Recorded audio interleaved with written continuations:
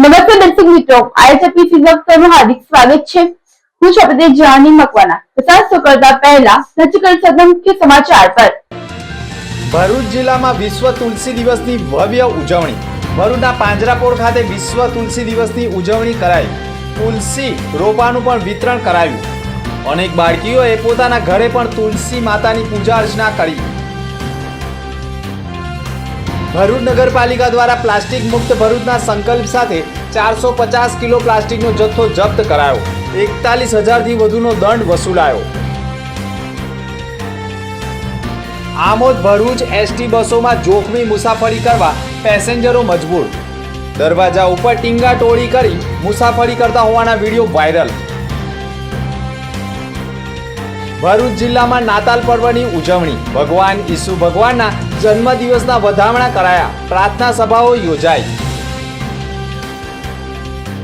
7 ટર્મના સાંસદ મનસુખ વસાવાએ તોડકાંડ મુદ્દે ન્યાય નહીં મળે તો ભાજપ છોડી દેવાની આપી ચીમકી। ચૈતર વસાવા સામે તોડકાંડના ગંભીર આક્ષેપ કરાયા। 25 ડિસેમ્બર ભારતના પૂર્વ પ્રધાનમંત્રી અને ભારત રત્ન સ્વર્ગસ્થ અટલ બિહારી વાજપેયીની જન્મ જયંતિ તેમજ સુશાસન દિવસની ઉજવણી નિમિત્તે ભરૂચ જિલ્લા ભાજપ કાર્યાલય ખાતે પુષ્પાંજલિ કાર્યક્રમનું આયોજન કરાયું હતું।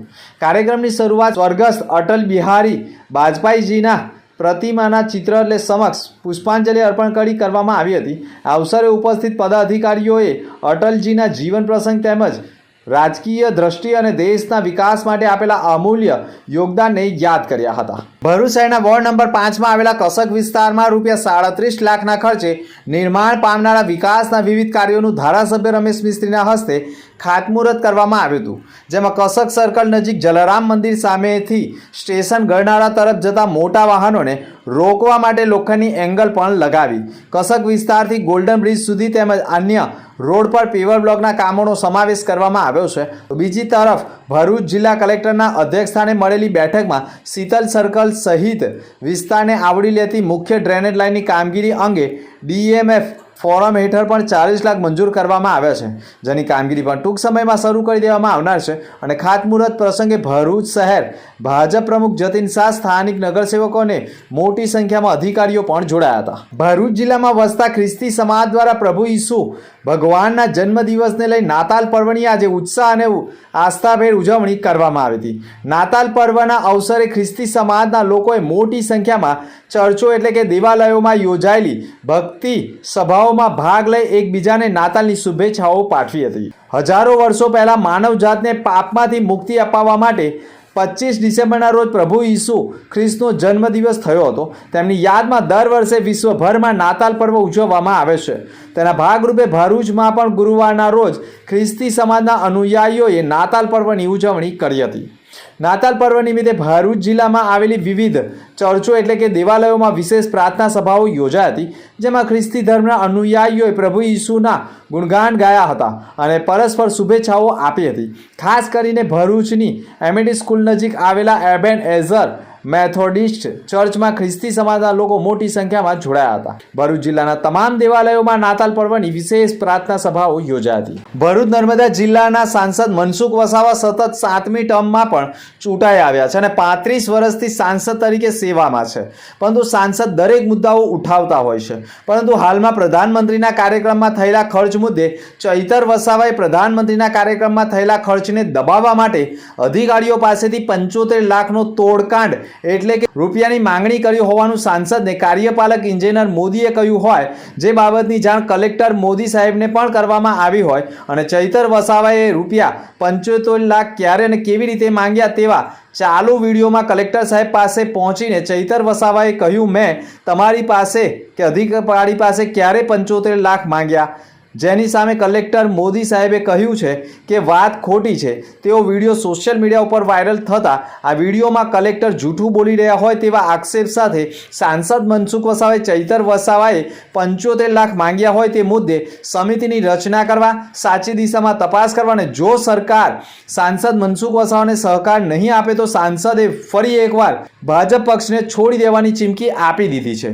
જોવું રહ્યું કે ભાજપમાંથી સાંસદ મનસુખ વસાવા નીકળે છે કે પછી ચૈતર વસાવા ઉપર ખંડણીની ફરિયાદ થાય છે। સમગ્ર મુદ્દો હાલ તો ભરૂચ અને નર્મદા જિલ્લામાં ચર્ચાનું કેન્દ્ર બની ગયો છે। એવું કમિટી બનાવો આખી આખી સરકારી કમિટી બનાવવી જોઈએ, આખી તપાસ સમિતિ મૂકો, કંઈક ને કંઈક સત્ય બહાર આવશે.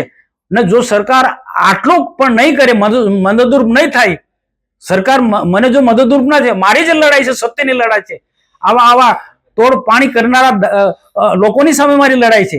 આ લોકો અહીંયા પૂરતું નહીં, કેટલાક ઇન્ડસ્ટ્રીમાં પણ આ રીતના લોકોને કામદારોને ઉશ્કેરીને ત્યાં પણ તોડ પાણી કરે છે. આવા લોકોની સામે મારી લડાઈ છે. તો સરકારે મને મદદરૂપ થવું પડશે અને સત્ય અને એને સત્યને ઉજાગર કરવું જ પડશે. અને જો સરકાર જો મને મદદ ના હું ખોટી માંગણી નથી કરતો ખોટી રીતના, પણ એક સાચી વાત છે, સાચી વાતમાં જો સરકાર મને સમર્થન નહીં કરે તો હું ભારતીય જનતા પાર્ટી છોડી દઈશ.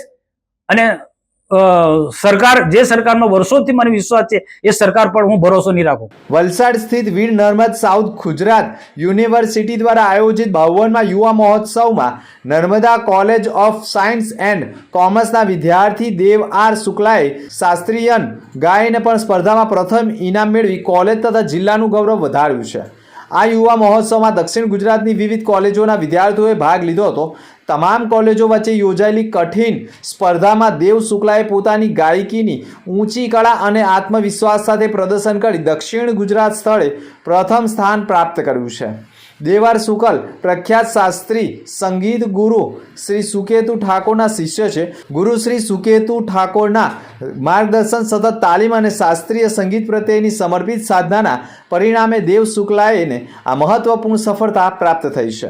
ભરૂચ જિલ્લામાં શૈક્ષણિક શાળાઓમાં પણ ખાસ કરીને બાળકોએ પોતાના ઘરે તુલસીની પૂજા અર્ચના કરવાનો પણ ફોટો માંગ્યો છે, જેના કારણે શિક્ષકોમાં પણ બાળકોમાં તુલસી દિવસ કેમ મનાવવામાં આવે છે તેનું માર્ગદર્શન મળી રહે અને જેનો ફોટો હશે તેને વિજેતા પણ જાહેર કરાશે. જેના કારણે ઘણા વિસ્તારોમાં બાળકોએ વિશ્વ તુલસી દિવસે પણ તુલસી માતાની વિશેષ પૂજા અર્ચના કરી હતી. ભરૂચ પાંજરાપોળ દ્વારા પણ દર વર્ષે ઉજવાતો વિશ્વ તુલસી દિવસ આજે પણ ભક્તિ ભાવ અને હરિત સંદેશ સાથે સફળતાપૂર્વક ઉજવવામાં આવ્યો હતો. આ કાર્યક્રમ અંતર્ગત તુલસીના રોપાનું પણ વિનામૂલ્યે વિતરણ કરવામાં આવ્યું હતું, જેમાં મોટી સંખ્યામાં નાગરિકોએ ઉત્સાહપૂર્વક ભાગ લીધો હતો. આ કાર્યક્રમમાં ગ્રીન ભરૂચના નિકુંજ ભટ્ટ તેમજ ચંપક મિસ્ત્રીની ઉપસ્થિતિમાં તુલસીના છોડોનું વિતરણ કરવામાં આવ્યું હતું. આ પ્રસંગે દીપક મિસ્ત્રી દ્વારા વંદે માતરમનું સંપૂર્ણ પઠન ભક્તિ ભાવપૂર્વક કરવામાં આવ્યું હતું. તેમજ શ્રીમદ ભાગવત ગીતાના 12મા અને 15મા અધ્યાયનું પાઠ વાંચન યોજાયું હતું. આ અવસરે રોજબરોજ સિદ્ધનાથનગર સોસાયટીથી રોટલી એકત્ર કરી ગૌ માતાને પહોંચાડવા ભૂદેવોનું સન્માન કરી ગૌ સેવા અને માનવ સેવાના કાર્યને બિરદાવવામાં આવ્યું હતું.